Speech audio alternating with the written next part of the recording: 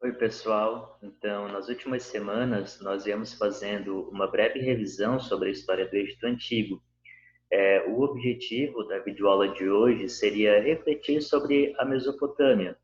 Bom, vamos perceber que há algumas semelhanças entre as populações egípcias e as sociedades mesopotâmicas, mas vamos deixar essas conexões para depois e agora vamos pensar sobre algumas noções gerais da Mesopotâmia.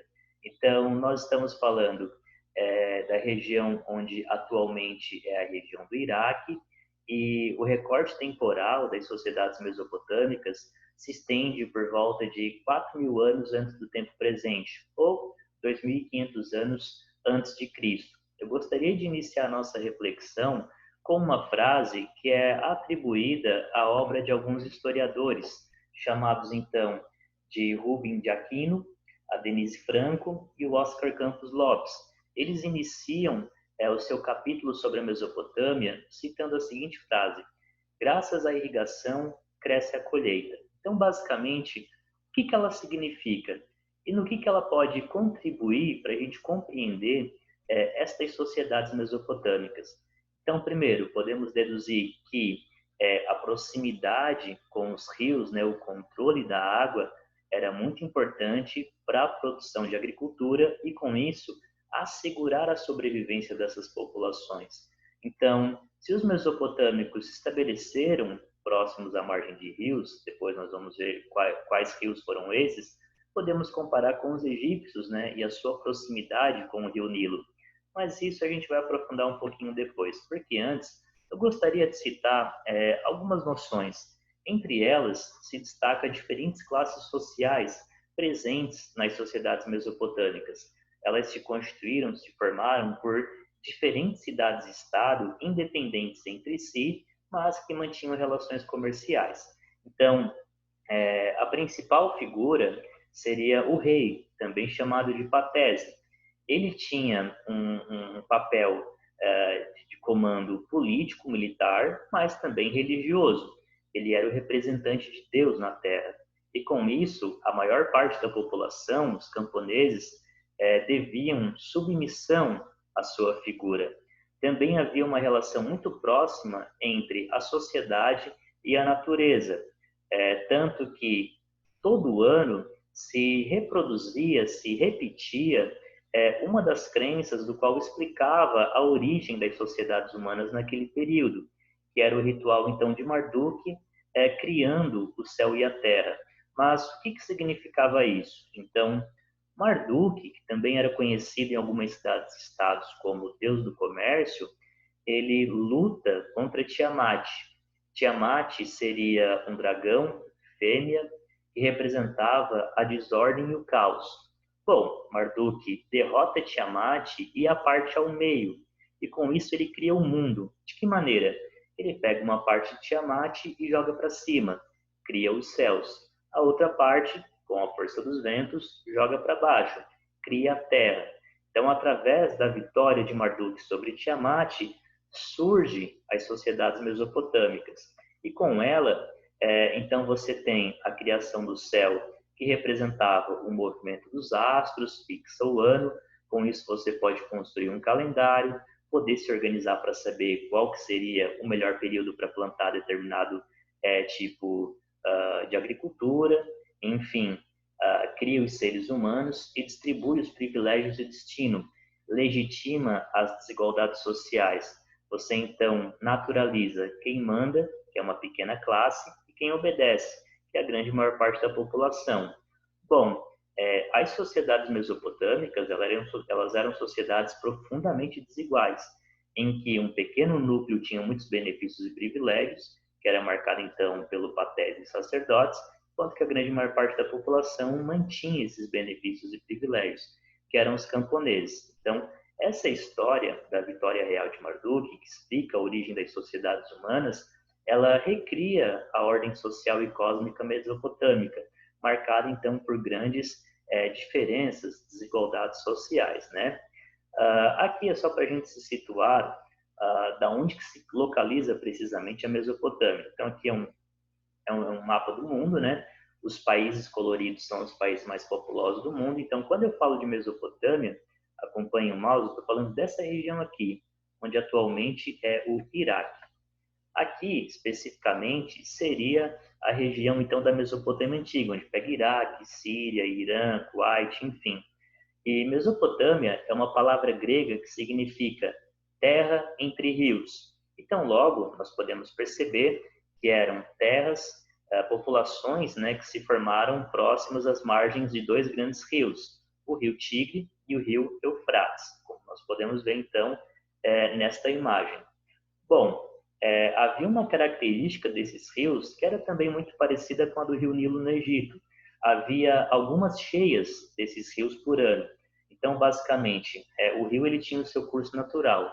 Quando tinha cheia, ele transgredia suas fronteiras naturais, ou seja, ele acabava então pegando uma parte da terra.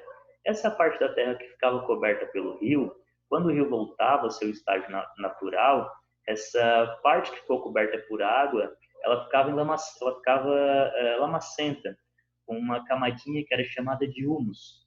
Esse humus ele era extremamente fértil e ajudava na produção de agricultura. Então, essas primeiras populações mesopotâmicas começaram a se aproveitar das cheias do rio Tigre e Eufrates para produzir agricultura.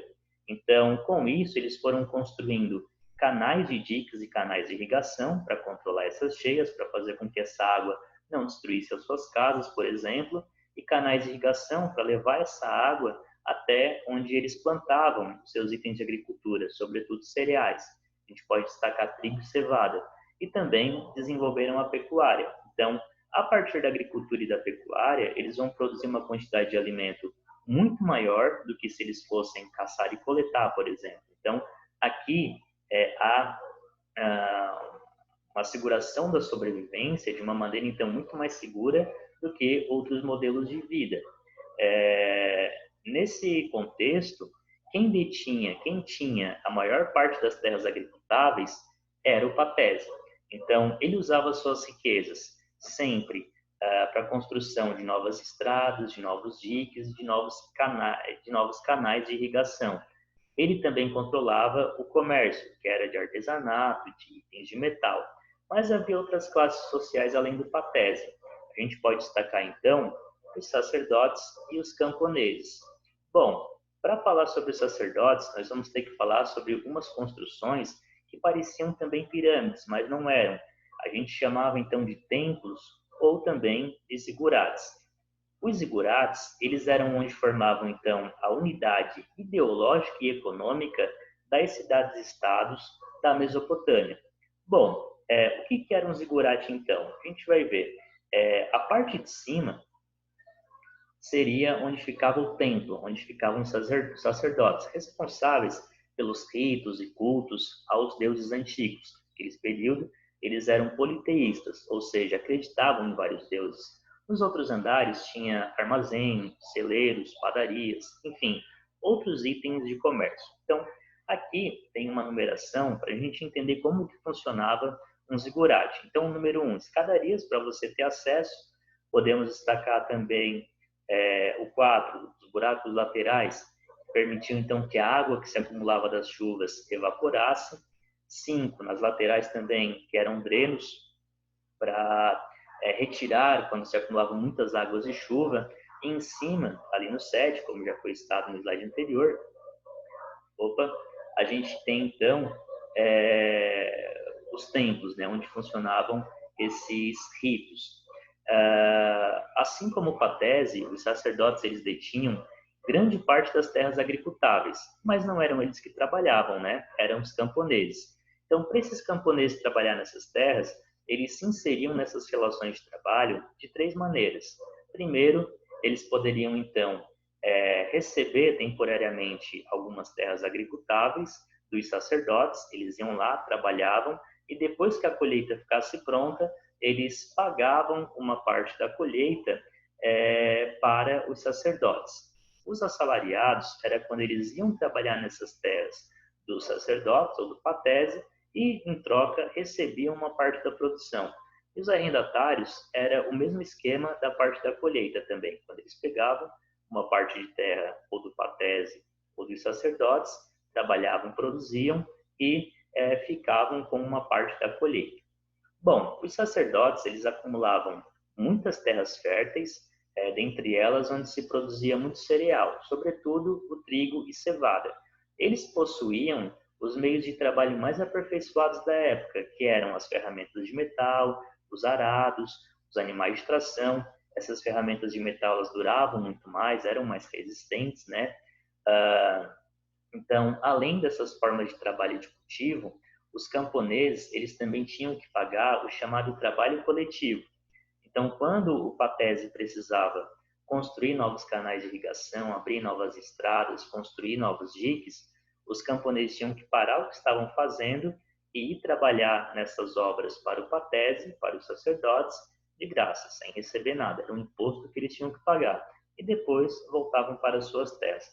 O modo de vida desses camponeses era extremamente difícil, tanto que eu destaco aqui para fechar, é um provérbio sumério, que fala o seguinte: o pobre está melhor morto do que vivo. Se tem pão, não tem sal. Se tem sal, não tem pão.